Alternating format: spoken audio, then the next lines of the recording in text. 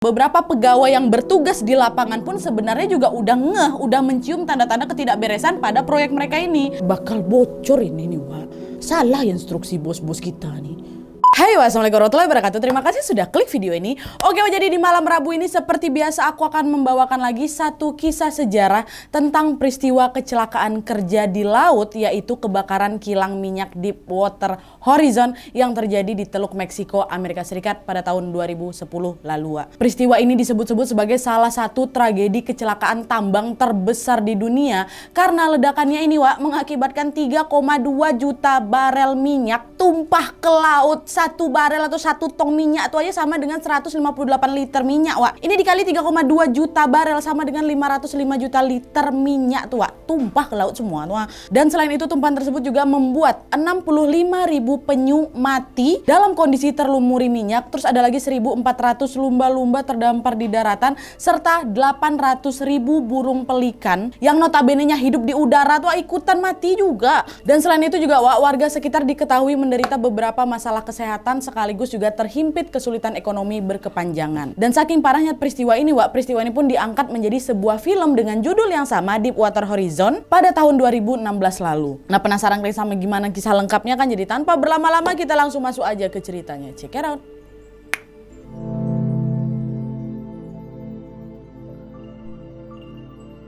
Oke, sebelum aku masuk ke kronologinya, seperti biasa aku mau jelasin dulu sama kalian apa sih Deepwater Horizon ini, ya kan? Kok puitis sekali namanya. Nah, jadi Deepwater Horizon ini merupakan nama dari sebuah anjungan minyak atau drilling rig yang terletak di Teluk Meksiko, tepatnya sekitar 50 mil dari lepas pantainya Laut Louisiana, Amerika Serikat. Nah, anjungan minyak atau drilling rig itu apa? Nah, dia bahasa mudahnya ini, drilling rig itu adalah rig pengeboran minyak. Jadi ini adalah alat pengeboran untuk mengambil minyak bumi dengan cara menembus lapisan-lapisan bumi itu, Nah, anjungan minyak ini diproduksi sejak tahun 1998 sampai 2001 di Korea Selatan oleh perusahaan Hyundai Heavy Industry. Nah, sementara pemilik dari anjungan ini adalah sebuah perusahaan Amerika yang bernama Transocean. Jadi Deepwater ini diproduksi sama Hyundai Korea, tapi pemiliknya biasalah Amerika, si Transocean inilah. Nah, setahun setelah Deepwater Horizon ini selesai dibuat atau tepatnya di tahun 2002, si Transocean ini menyewakan Deepwater Horizon kepada sebuah perusahaan lain, yaitu British Petroleum atau BP milik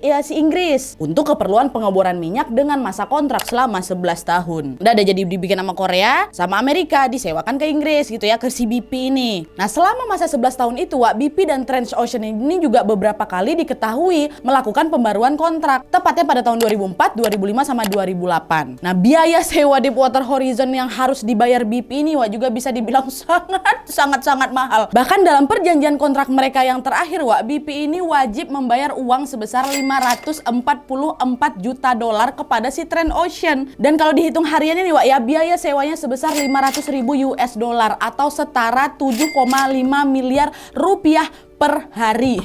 Bayangin lah itu semahal apa, satu hari 7,5 miliar, Nah, tapi biaya sewa yang mahal kali itu juga bukan tanpa alasan. Si Transocean ini paham betul kalau alat miliknya layak dihargai sekian miliar itu, gegara Deepwater Horizon ini merupakan anjungan minyak yang memang sudah dilengkapi dengan teknologi terbaru super canggih. Di saat anjungan-anjungan minyak lainnya masih mengoperasikan sistem secara manual, Deepwater Horizon ini sudah dilengkapi dengan sistem komputer untuk membaca data serta membantu menyelesaikan masalah-masalah selama masa pengeboran. Dan selain itu, Deepwater Horizon ini juga memiliki sebuah bor yang mampu menjangkau laut dalam sekaligus juga menahan tekanan air laut sehingga 100.000 kilopascal, Dan nggak cukup sampai di situ aja. Pada tahun 2007, Deepwater Horizon ini dinobatkan sebagai salah satu anjungan minyak paling kuat di dunia karena berhasil mendeteksi sekaligus juga mengebor sumber-sumber minyak di wilayah-wilayah baru yang sebelumnya tidak pernah ada aktivitas pengeboran di sana. Jadi mereka ini bisa ngedeteksi,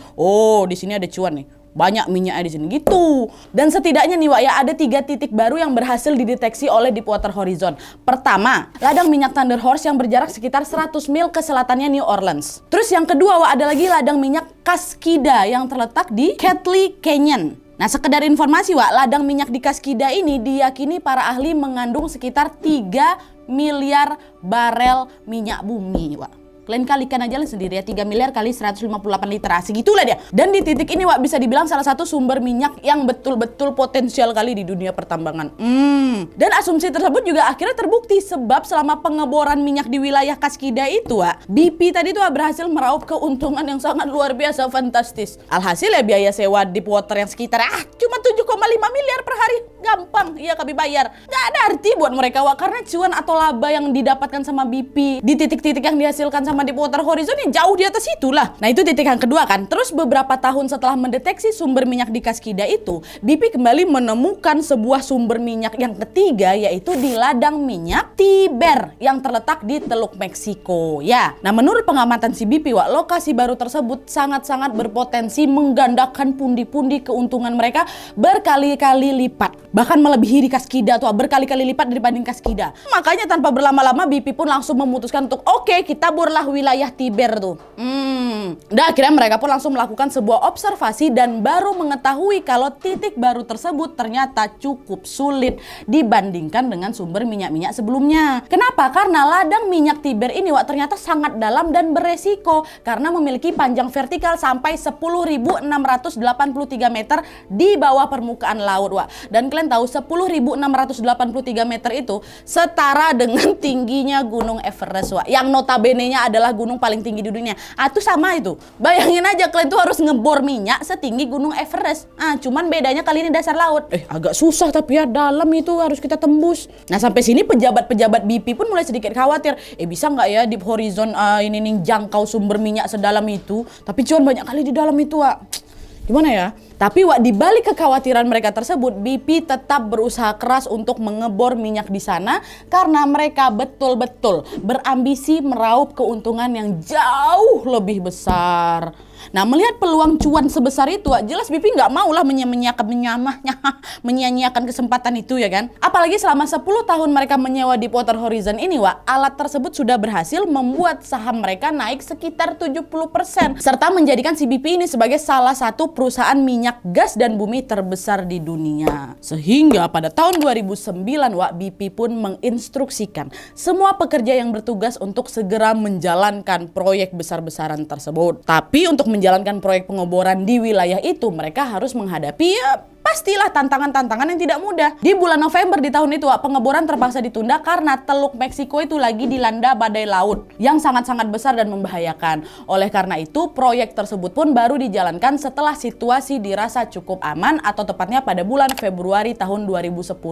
Harusnya kan mereka mulai November tuh, tapi baru jalannya Februari. Berarti telat sekitar 3 bulanan waktu itu ya kan. Nah, pada saat masuk bulan Februari 2010 itu, para pekerja migas yang terdiri dari gabungan 3 perusahaan, yaitu si BP yang nyewa barangnya, terus Transocean yang punya alatnya, terus ada lagi nih perusahaan namanya Halliburton Wak. Nah Horizon ini adalah kontraktor yang bertanggung jawab untuk membuat semen. Buat apa semennya? Nantilah ada tugas khusus ini kenapa akhirnya dia dibawa juga ikut ke proyek besar-besaran nih ya. Nah mereka bertiga pun diharuskan bekerja keras untuk mengejar jadwal proyek yang memang sudah molor 3 bulan tersebut. Dan karena waktunya mepet Wak, BP ini pun menginstruksikan para pekerja untuk mengambil jalan pintas agar proyek tersebut cepat selesai, yaitu apa? Dengan cara mengecor beton sumur dengan memasukkan unsur nitrogen. Apa di Nadia ini sekedar informasi. Pemasangan beton sumur ini Wak merupakan salah satu faktor penentu berhasil atau tidaknya suatu pengeboran minyak bumi. Nah kok bisa kayak gitu Nadia? Biar kita sama-sama paham nih, aku jelasin singkat dan sesederhana mungkin ya Wak ya, berdasarkan artikel-artikel yang memang udah aku baca.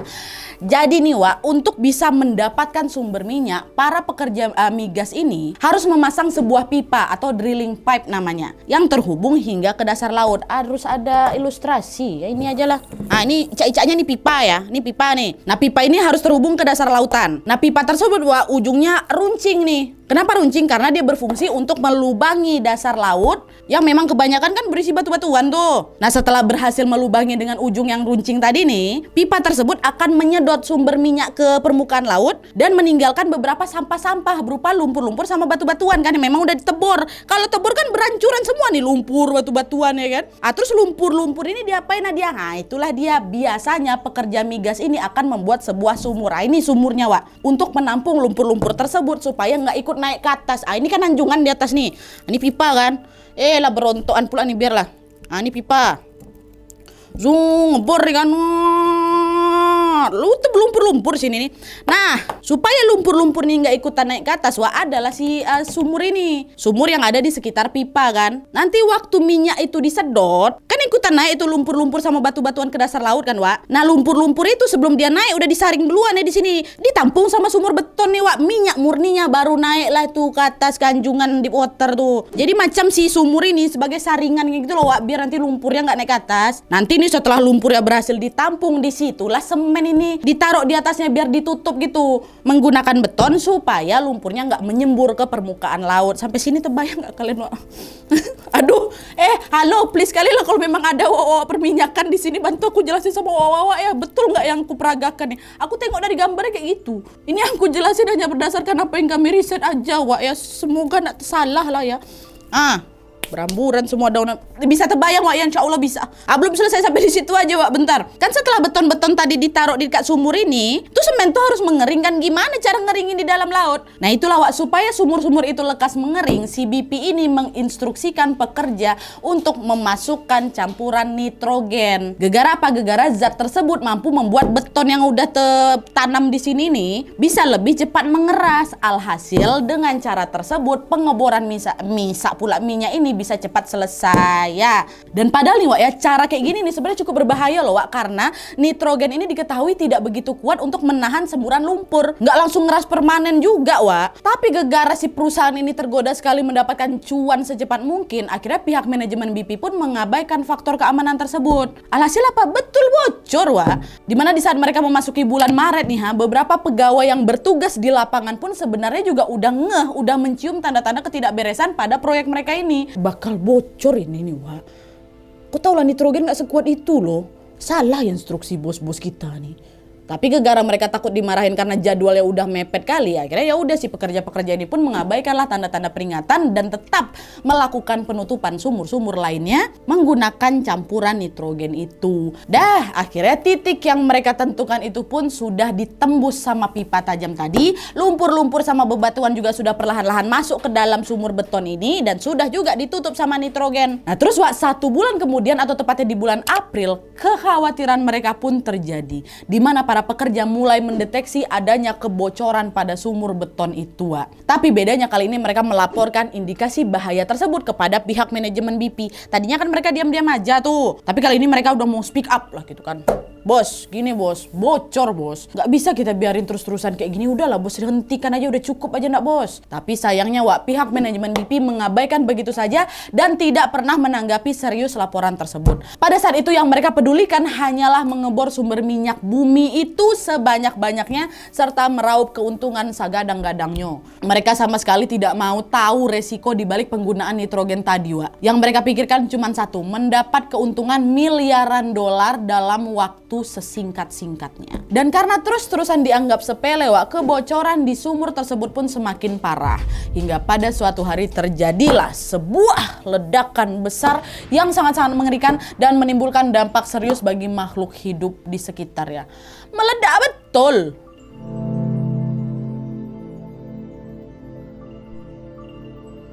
Nah jadi ceritanya, Wak, hari itu tepat tanggal 20 April tahun 2010, para pekerja baru saja menyelesaikan penyemanan di salah satu sumur. Dan lagi-lagi pada saat itu pekerja yang bertugas masih menemukan adanya kebocoran yang mengakibatkan lumpur tuh jadi naik, Wak, ke atas melalui drilling pipe tadi. Drilling pipe. Nah, naik nih. Pertama minyak-minyak murni aja kan, udahnya lumpur juga ikutan naik. Nah melihat adanya pertanda bahaya, Wak, para pekerja ini pun langsung melapor kepada para eksekutif BP. Bapak, ini kayaknya ada yang bocor lagi nih, Pak, sumurnya udah naik lumpur tuh, Pak. Alah, kayak mana sih kalian ini bisa kerja nggak sih? Para pekerja yang melapor tuh malah dimarahin, Wak, sama bosnya. Pokoknya hari itu pas tahu ada yang nggak beres, bukan yang mencari solusi, pihak manajemen si BP dan Transocean itu justru saling berdebat menyalahkan satu sama lain. Mereka sama-sama tahu disalah nih, tapi nggak mau disalahkan kayak gitu loh. Nah melihat para petinggi yang saling adu mulut, Wak, para pekerja lapangan yang menjadi bawahan yang nggak bisa berbuat apa-apa lah, kasihan lah mereka kan. Selain mereka hanya menunggu perintah, menit demi menit pun berlalu dengan sia-sia hingga akhirnya kebocoran tersebut pun semakin parah. di mana sekitar jam 9.50 malam waktu setempat, Wak. Pekerja Deepwater Horizon yang lagi harap-harap cemas itu dikejutkan dengan suara dentuman keras dan diikuti suara alarm yang berbunyi kencang. Wah, sepersekian detik kemudian, Wak, mereka kembali dibuat kaget dengan meledaknya seluruh lampu-lampu yang ada di dalam kapal sehingga situasi di sana mendadak gelap gulita. Belum sempat mencari tahu penyebab kejanggalan tersebut, Wak, di saat yang sama juga waktu mati lampu tuh tiba-tiba muncullah kobaran api raksasa yang melahap seluruh benda-benda yang ada di dek bagian bawah. Diar, ada berapi dah. Kobaran api tersebut pun langsung menghanguskan mesin-mesin utama dan membuat Deep Horizon ini langsung lumpuh total. Betulan meledak akhirnya kan, itulah kau degil. Nah, di sisi lain, Wak, ketika melihat kobaran api yang begitu besar, beberapa pekerja pun langsung berlari nih ke arah ruang darurat untuk mengaktifkan perangkat keselamatan yang disebut biopsi. Nah, si biopsi ini, Wak, merupakan alat yang memang dirancang khusus untuk mematikan aliran minyak dari dasar laut dalam keadaan darurat. Tapi sayangnya malam itu biopsi juga sama sekali tidak berfungsi alias dalam keadaan mati total, Wak. Alhasil apa? Aliran minyak bercampur lumpur pun terus naiklah dia ke atas kan dan menyulut kobaran api yang jauh lebih besar. Gimana enggak, Wak, yang terbakar nih minyak gas bumi. Jelas api yang tersulut makin besar lah ya kan. Mereka mencoba beberapa cara untuk menyelamatkan diri, namun kobaran api malam itu betul-betul sudah tidak terkendali. Hal itu juga diperparah dengan kondisi rute evakuasi yang hancur total sehingga beberapa pekerja yang nggak bisa keluar, mereka terjebak dalam kabin, Wak. Nah, dalam situasi mencekam tersebut tiba-tiba terdengar lagi suara ledakan kencang dan juga disusul kobaran api yang melahap hampir seluruh bagian Deepwater, meledak lagi, diar lagi. Dan di momen itulah semua orang yang ada di sana langsung panik sepanik-paniknya karena mereka tidak bisa menemukan lokasi yang aman untuk menyelamatkan diri, Wak. Di dalam anjungan tuh udah mesti bakar semua, Wak. Mau kabur juga nggak mungkin. Soalnya mereka kan lagi di tengah-tengah laut. Macam mana? Nah, di tengah kepanikan tersebut, tepatnya di jam 10.28 malam, Wak, seorang atasan pun memberilah perintah nih kepada semua kru agar segera meninggalkan kapal. Waktu itu dia teriakkan, ayo cepat semua lompat aja kalian ke laut. Kalau kalian tetap di sini bisa mati, kalian lompat ke laut semuanya, katanya. Akhirnya dengan terpaksa mereka pun mengikuti perintah tersebut dan langsung masuk ke dalam air menggunakan pelampung seadanya, Wak. Akan tetapi begitu mereka menyentuh permukaan air, pandangan mereka mendadak jadi gelap total. Mereka nggak bisa nengok apapun, Wak. Kenapa bisa kayak gitu? Karena air laut di sekitar TKP kebakaran ini sudah bercampur sama senyawa-senyawa kimia, Wak, macam oli, bensin, solar, serta cairan hidrolik lainnya. Akibatnya apa? Mereka pun mengalami kesulitan bernafas, kehilangan pandangan, serta luka bakar serius pada tubuh meskipun mereka sudah ada di dalam air. Tapi beruntungnya beberapa jam kemudian penjaga pantai Louisiana yang menerima adanya laporan kebakaran itu segera datang untuk mengevakuasi mereka, Wak. Beberapa orang yang terapung di lautan pun langsung diangkat ke atas sebuah kapal bernama Demon Bankston. Sedangkan mereka yang terluka parah langsung dilarikan ke rumah sakit wilayah Alabama dan juga Louisiana menggunakan helikopter langsung. Tapi sayangnya, Wak, dari 126 awak kapal hanya 115 orang saja yang berhasil diselamatkan, sedangkan 11 orang lainnya dinyatakan meninggal dunia di lokasi kejadian. Rest in peace. Meledak betulan, meninggal 11 orang karyawan di situ. Ya Allah. Dan singkat cerita, di malam hari pasca evakuasi awak kapal ini, Wak, kobaran api ini masih terus membakar Deep Horizon selama 2 hari berturut-turut. Hingga akhirnya, setelah terbakar 87 jam, tepatnya di tanggal 22 April 2010, Deepwater Horizon yang habis sudah dilalap api ini tenggelam ke dasar laut. Nah, tenggelamnya Deepwater Horizon ini pun juga menimbulkan serentetan perkara serius dan juga membahayakan makhluk hidup, Wak. Apa aja dampak-dampaknya? Masuk.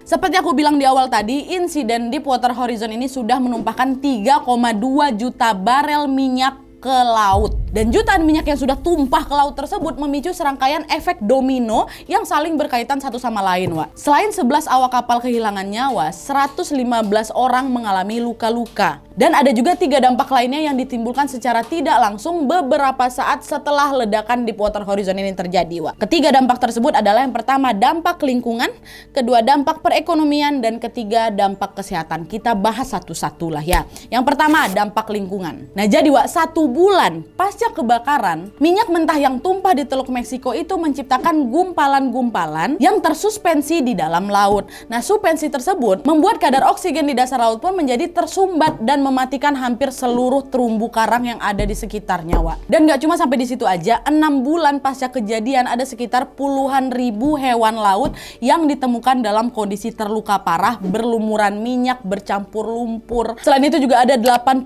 ribu penyu yang mati serta 1.700 kura-kura terluka parah akibat keracunan gas-gas kimia yang terkandung di dalam kilang minyaknya Deepwater Horizon.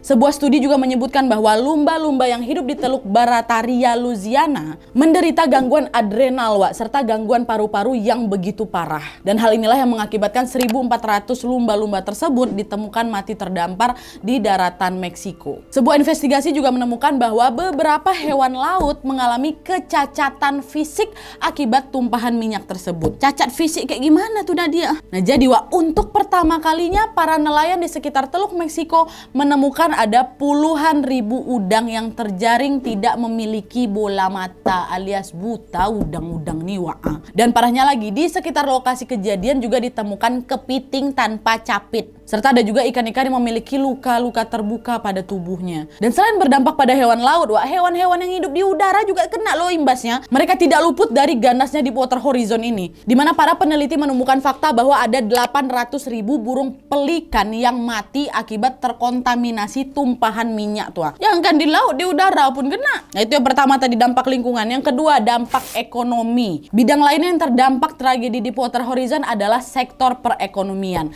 Hal ini dikarenakan Teluk Meksiko ini merupakan lokasi yang sangat dikenal sebagai tempat penangkapan ikan paling produktif di Amerika. Oleh karena itu nelayan di wilayah ini mampu memasok sepertiga kebutuhan makanan laut yang dikonsumsi warga-warga Amerika. Nah tapi sejak kejadian tahun 2010 itu atau beberapa saat pasca kejadian, para nelayan ini menjadi kesulitan mendapatkan sumber makanan laut yang masih dalam keadaan sehat. Kebanyakan ikan-ikan yang mereka tangkap itu di sana ditemukan dalam kondisi cacat tadi itu loh, sehingga bisa membahayakan kesehatan apabila dikonsumsi sama manusia ya kan. Nah nggak ada ikan yang bisa ditangkap, berarti nggak ada juga lah pekerjaan mereka, nggak ada yang bisa mereka jual. Alhasil ada sekitar 22 ribu nelayan yang mengalami kehilangan mata pencaharian akibat kejadian itu. Dan selain itu juga pantai-pantai di sekitar TKP yang biasanya ramai ini dikunjungi wisatawan secara tiba-tiba lumpuh total. Tidak ada satupun orang yang berani berkunjung ke area Teluk Meksiko itu karena takut terkontaminasi sama zat kimia Deepwater Horizon. Akibatnya apa? Warga sekitar pun mengalami kerugian ekonomi sebesar 8,7 miliar US dollar dalam kurun waktu 7 tahun 2010 sampai 2017. Ya Allah, ruginya bertahun-tahun, Mbah. Terus dampak terakhir ada dampak kesehatan, Jadi selain berdampak pada kesehatan biota laut, kesehatan manusia juga terdampak akibat bencana ini. Departemen Kesehatan Louisiana melaporkan bahwa ada sekitar 108 pekerja serta 35 warga yang berpartisipasi dalam pembersihan TKP ini mengalami masalah kesehatan yang serius. Gangguan kesehatan tersebut juga bermacam-macam kali, mulai dari menurunnya jumlah sel darah putih mereka, gangguan jantung, gangguan fungsi hati, hingga ke gangguan ginjal. Dan lebih ngerinya lagi, tunggu, ada pengeboran juga di sebelah. Yang lebih ngerinya lagi, warga yang tinggal tidak jauh dari TKP juga dilaporkan mengalami gangguan paru-paru kronis akibat menghirup udara yang memang sudah tercampur sama zat-zat karsinogenik. Dan selain menderita gangguan kesehatan fisik, warga di sana juga mengalami masalah psikologis macam depresi gitu. Ada juga yang kena gangguan kecemasan, stres, serta trauma berat akibat kebakaran maha dahsyat itu tuh. Dan yang aku sebutin tadi, belum termasuk trauma yang dialami 115 korban selamat di Deep Horizon ya. Dalam sebuah interview, para awak kapal Deepwater Horizon yang masih hidup ini menyatakan bahwa mereka mengalami trauma hebat. Saking traumanya, kebanyakan dari mereka sampai tidak mau lagi bekerja di bidang itu, pertambangan. Tuh kalian. Pokoknya dampak kebakaran Deepwater Horizon ini betul-betul parah kali lah, Nah, di sisi lain, Departemen Kehakiman Amerika Serikat segera langsungkan itu menggelar investigasi perdata pada bulan Juni tahun 2010 langsung. Nah saat proses investigasi mereka mencium nih ada bau-bau kejanggalan yang ditutup rapat-rapat sama pihak BP itu. Kejanggalan pertama adalah 1 bulan pasca meledaknya kilang minyak Deepwater Horizon ini, pihak BP mengklaim bahwa ada sekitar 1.000 galon minyak aja tuh Pak yang tumpah ke laut setiap harinya. Setelah kejadian itu masih tumpah juga, katanya cuma 1000 galon minyak aja. Masa iya cuma 1000 galon ya kan? Nah gara-gara nggak percaya Wak, pemerintah Amerika Serikat pun langsung lah itu melakukan observasi ulang untuk membuktikan pernyataan si BP. Coba kami cek dulu ya, betul apa nggak pernyataanku ini? Masa iya cuma 1000 galon? Dan setelah diobservasi lebih lanjut, ternyata memang jumlah tersebut tidak sesuai sama sekali Wak. Enggak, tumpahan minyak yang mencemari dasar laut bukan 1000 galon, melainkan sebesar 60.000 galon setiap harinya. Beda 60 kali lipat, ngadi-ngadi kok ya.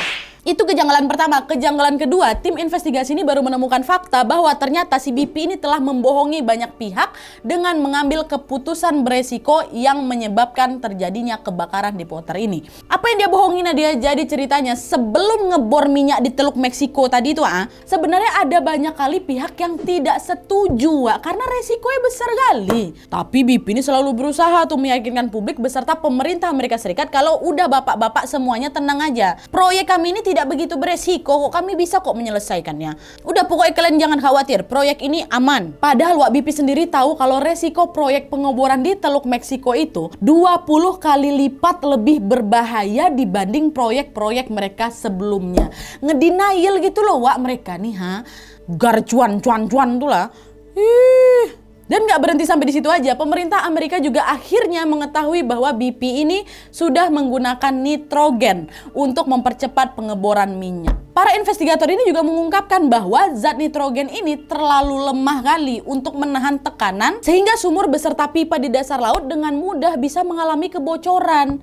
Nggak usahlah para investigator, pekerja-pekerja mereka udah tahu nitrogen nggak betul nih, tapi masih ngeyel juga mereka kan. Nah dari sinilah secara perlahan-lahan kecurangan-kecurangan yang dilakukan sama BP pun mulai terkuak. Dan berdasarkan fakta-fakta tersebut Wak, Departemen Kehakiman Amerika pun langsung menggugat 3 perusahaan yang terlibat itu kan. Siapa aja tadi? BP, Transocean, sama Halliburton. Mereka bertiga ini dituntut dengan 14 tuntutan pidana Wak. Beberapa diantaranya adalah tuntutan pembunuhan tidak disengaja, kedua tuntutan pelanggaran air bersih, serta tuntutan pelanggaran undang-undang tentang polusi minyak Wak. Dan pada awal bulan Maret tahun 2012, ketiga pihak tersebut pun harus membayar denda dengan jumlah yang sangat-sangat besar kali, betulan besar Wak. Ini aku kasih tahu ya, si BP ini wajib membayar denda sebesar 28 miliar dolar atau setara dengan 270 triliun rupiah pada saat itu. Kalau sekarang udah entahlah lagi Wak.